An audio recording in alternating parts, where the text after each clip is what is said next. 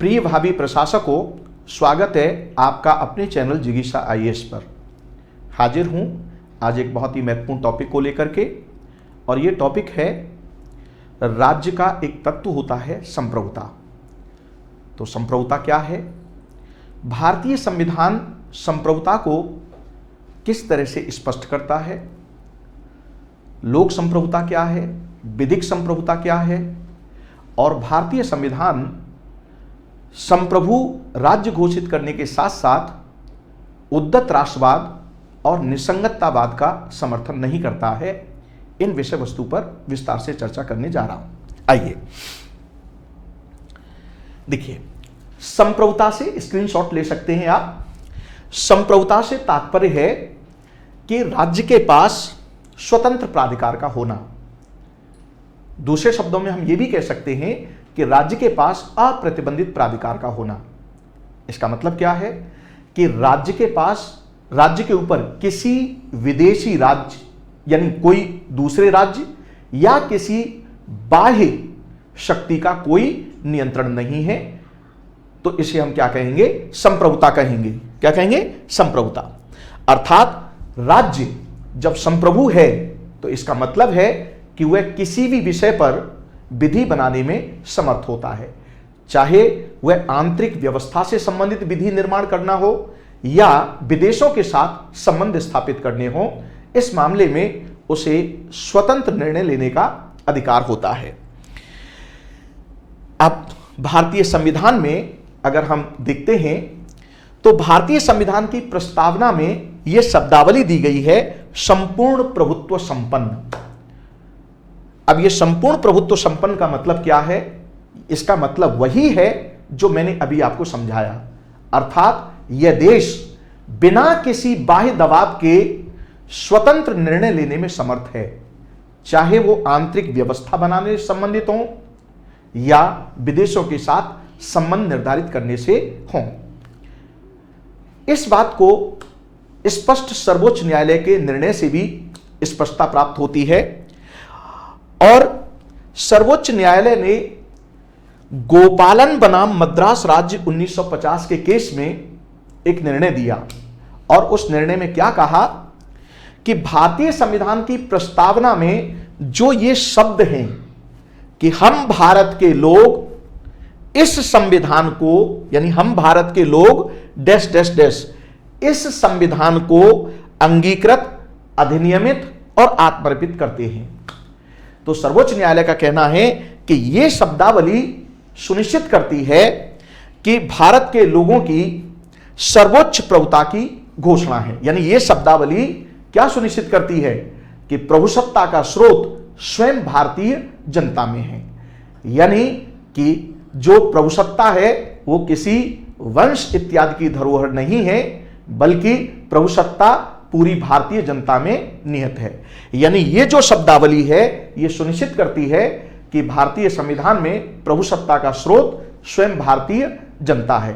तो इसका मतलब ये हुआ कि जब आपसे प्री में प्रश्न किया जाता है कि प्रस्तावना में संप्रभुता का क्या आशय है, तो आप क्या कहेंगे? लोक संप्रभुता। यानी संप्रभुता का स्रोत कौन है? भारत की जनता, यानी लोग। आइए अब एक और प्रश्न उठता है यहां कि ये तो हो गई संप्रभुता। अब एक और आपसे प्रश्न किया जाता है कि विधिक संप्रभुता किस में नियत है? यानी संप्रभुता भारतीय जनता में नियत है, ठीक है, यानी बाहर की किसी शक्ति का कोई नियंत्रण नहीं है। लेकिन प्रभुसत्ता किसके पास है? प्रभुसत्ता कहां है?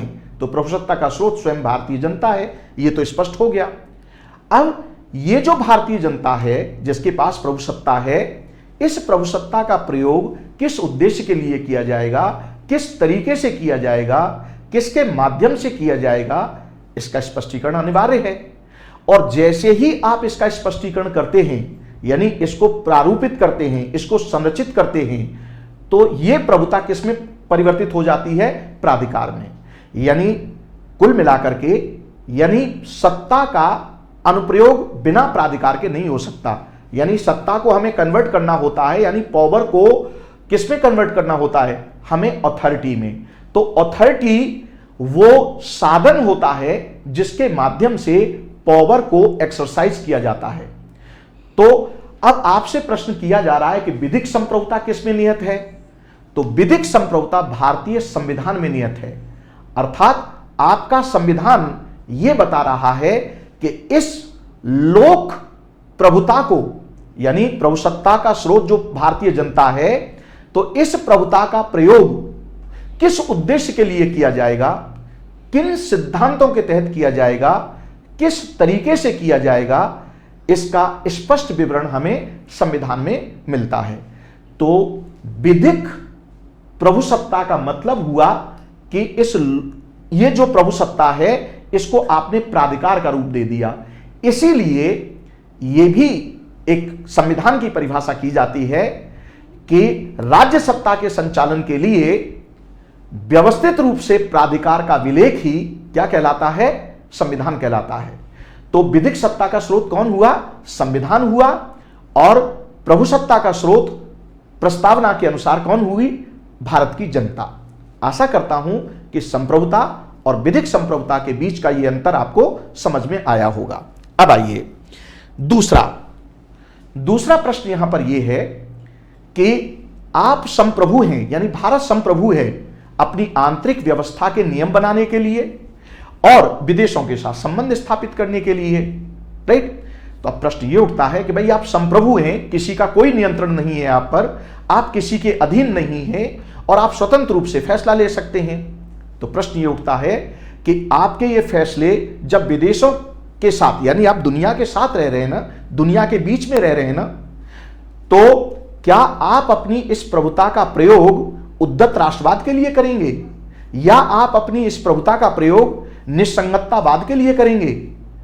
अर्थात उद्धत राष्ट्रवाद का मतलब क्या हुआ कि यानी आपका राष्ट्रवाद सर्वोपरि है और दूसरे का राष्ट्रवाद सर्वोपरि नहीं है, यानी आप एक अंध राष्ट्रवाद की बात कर रहे हैं। तो भारतीय संविधान यह कहता है कि भाई आप यानी जो राज्य है यह संप्रभु है, लेकिन जब अंतरराष्ट्रीय व्यवस्था के सापेक्ष जब इस संप्रभुता को आप देखेंगे तो निसंगततावाद और उद्धत राष्ट्रवाद का समर्थन नहीं किया गया है। अर्थात जैसे, और यह बात किसमें स्पष्ट कर दी गई है? यह बात आर्टिकल 51 में स्पष्ट कर दी गई है। ध्यान दीजिएगा, आर्टिकल 51 क्या कहता है, जरा आप इसको समझिए। आर्टिकल 51 कहता है कि राज्य, ध्यान दीजिए, राज्य अंतरराष्ट्रीय शांति और सुरक्षा को बढ़ावा देने का काम करेगा। किसको? अंतरराष्ट्रीय शांति और सुरक्षा को बढ़ावा देने का काम करेगा, पहली बात। दूसरी बात, अब जब अंतरराष्ट्रीय शांति और सुरक्षा को बढ़ावा कैसे मिलेगा? जाहिर सी बात है कि आपका राष्ट्रों के साथ संबंध हो या किन्हीं दो राष्ट्रों का आपस में संबंध हो, तो यह संबंध कैसा होना चाहिए? न्यायपूर्ण होना चाहिए। और यह संबंध कैसा होना चाहिए? सम्मानजनक होना चाहिए। इसलिए दूसरी बात क्या बोल दी कि राष्ट्रों के साथ संबंधों को लेकर के न्यायपूर्ण संबंध और सम्मानजनक संबंधों को आपको बनाए रखना है। अब तीसरी बात क्या निकल करके आती है? तीसरी बात यह निकल करके आती है कि भाई संगठित रूप से व्यवहार होना है, यानी अंतरराष्ट्रीय व्यापार भी होना है, अंतरराष्ट्रीय वाणिज्य भी है। राइट नाउ वाणिज्य व्यापार हो गया, विदेशों के साथ आपके विभिन्न प्रकार के रिलेशन होते हैं। राइट नाउ दूसरे लोगों के भी आपके साथ रिलेशन होते हैं। राइट नाउ तो इस तरह के जो रिलेशन होंगे, यानी जो संगठित व्यवहार होगा लोगों के बीच में, तो यह व्यवहार कैसे होना चाहिए, उसका आधार क्या होना चाहिए? तो स्पष्ट कर दिया गया है कि इन मामलों में जो अंतरराष्ट्रीय विधि हैं और अंतरराष्ट्रीय संधि समझौते हैं उनके प्रति आदर को बढ़ावा देंगे, न केवल आप अपने देश के अंदर बल्कि आप बाहर के लोगों के साथ भी। तो ये तीन बातें हो गई। और चौथी बात इसमें क्या कही गई है कि अंतरराष्ट्रीय अगर विवाद पैदा होते हैं तो उन अंतरराष्ट्रीय विवादों में यह नहीं है कि खड़क तलवार लेकर के आप उसका समाधान करने चल पड़े। नो, अंतरराष्ट्रीय जो विवाद होंगे उनका निपटारा मध्यस्थता के माध्यम से होना चाहिए। इस वाली तरीके को आप बढ़ावा देंगे। तो यह बात आर्टिकल 51 में कही है। तो आर्टिकल 51 क्या कह रहा है कि आप उद्धत राष्ट्रवाद को बढ़ावा नहीं देंगे और ना ही आप निसंगततावाद का, यानी आप संप्रभु हैं, लेकिन संप्रभु होने का मतलब यह नहीं है कि आप दुनिया से अलग थलग हो जाएं, यानी दुनिया के साथ कदम से कदम मिलाकर के चलें। और कदम से कदम मिलाकर के कैसे चलेंगे? जब आप अंतर्राष्ट्रीय शांति और सुरक्षा को बढ़ावा देंगे, जब आप न्यायपूर्ण संबंधों को बनाए रखेंगे, सम्मानजनक संबंधों को बनाए रखेंगे, अंतर्राष्ट्रीय जो कानून हैं और जो संधि समझौते हैं उनके प्रति आदर को बढ़ावा देंगे, और विवादों को किसके माध्यम से, मध्यस्थता के माध्यम से निपटारा करने की कोशिश करेंगे। तो यह बात आर्टिकल 51 में कही है। और इस प्रकार भारतीय संविधान राज्य को संप्रभु राज्य की बात करने के साथ ही उद्धत राष्ट्रवाद और निसंगततावाद का समर्थन नहीं करता है। यह तो हो गया आपका वैदेशिक मामले में। अब आ जाइए आंतरिक मामले में कि आंतरिक व्यवस्था बनाने के लिए आप पूरी तरह से स्वतंत्र हैं, यानी आपके स्वदेशी कानून होंगे, और वो स्वदेशी कानून कैसे होंगे, संविधान और संविधान सम्मत होंगे। अब अगर मान लीजिए कि आपकी कोई व्यवस्था है आंतरिक तौर पर और स्वदेशी कानून यहां पर मौन है, यानी स्वदेशी कानून उपलब्ध नहीं है, तो अब क्या होगा। और अगर मान लीजिए उसी विषय पर कोई अंतर्राष्ट्रीय कानून है, तो उस अंतर्राष्ट्रीय कानून का क्या आप स्वदेशी कानून के रूप में उपयोग कर सकते हैं। तो इस मामले में सर्वोच्च न्यायालय ने स्पष्ट रूप से फैसले दिए हैं। और सर्वोच्च न्यायालय के फैसले क्या हैं, आ जाइए। दो फैसले हैं, एक है 96 का और एक है 97 का। बेल्लोर नागरिक कल्याण फोरम बनाम भारत संघ 1996 के केस में सर्वोच्च न्यायालय ने यह कहा कि कोई अंतर्राष्ट्रीय विधि, कोई अंतर्राष्ट्रीय कानून है, यदि आपके स्वदेशी कानून से उसका विरोध नहीं है, तो आप यानी स्वदेशी कानून के प्रतिकूल नहीं है, तो आप उसे अपने स्वदेशी कानून की मान्यता प्रदान कर सकते हैं। अब इसी लीड को आगे बढ़ाया गया। कब, एक बहुत बड़ा मामला हुआ था राजस्थान में, यानी कार्यस्थल पर महिला यौन उत्पीड़न को लेकर के यह मामला है, और वो है विशाखा एवं अन्य बनाम राजस्थान राज्य 1997 का। और इसमें सर्वोच्च न्यायालय ने क्या कहा कि अगर किसी मामले में स्वदेशी कानून मौन है और उसी समय अगर हमारे पास कोई अंतर्राष्ट्रीय कानून उपलब्ध है, तो न्यायालय उस अंतर्राष्ट्रीय कानून को स्वदेशी कानून की मान्यता प्रदान कर सकता है। और इसी आधार पर सर्वोच्च न्यायालय ने गाइडलाइन जारी किया था, राइट नाउ विशाखा गाइडलाइन, कि कार्यस्थल पर महिलाओं के यौन उत्पीड़न को रोकने के मामले में, और राज्य को यह निर्देशित किया था कि इस पर यथाशीघ्र क्या बनाया जाए, कानून बनाया जाए। और तदनुसार संसद ने 2010 में इस पर कानून पारित किया था। तो अब आपको यह समझ में आया होगा। नट सेल में एक बार पुनः रिवाइज कर देता हूं जो कुछ भी मैंने अब तक कहा है, कि संप्रभुता राज्य का एक तत्व होता है, जिसका मतलब होता है कि राज्य के पास स्वतंत्र प्राधिकार है या अप्रतिबंधित प्राधिकार है, वह किसी बाह्य राज्य या किसी बाह्य शक्ति के अधीन नहीं है, और वो किसी भी विषय पर विधि बनाने के लिए स्वतंत्र है, उस पर कोई नियंत्रण नहीं है। दूसरी बात हमने क्या कही कि भारतीय संविधान में जो प्रस्तावना में संप्रभुता की बात कही है, वो संप्रभुता लोक संप्रभुता के सिद्धांत पर आधारित है, यानी ये संप्रभुता भारत की जनता में निहित है। तीसरी बात आपको यह बताई गई थी कि ये जो संप्रभुता है, इसको हमने विधिक संप्रभुता का रूप दिया है संविधान के माध्यम से, यानी विधिक संप्रभुता का स्रोत कौन है, संविधान है। यानी इस संप्रभुता का प्रयोग किस उद्देश्य के लिए, किस तौर तरीकों से किया जाएगा, इसका स्पष्ट विवरण हमें कहां मिलता है, आप हमारे अपने संविधान में, जो हमारे देश का मूल विधि है और अन्य सभी विधियां उसके अधीन हैं। तीसरी बात आपको यह बताई गई थी कि जब राज्य के पास कानून बनाने का स्वतंत्र प्राधिकार है किसी भी विषय पर, तो इसका मतलब यह नहीं है कि आप दुनिया के साथ आप कदम से कदम मिलाकर न चलें, यानी आप निसंगततावाद को बढ़ावा दें या उद्धत राष्ट्रवाद को बढ़ावा दें।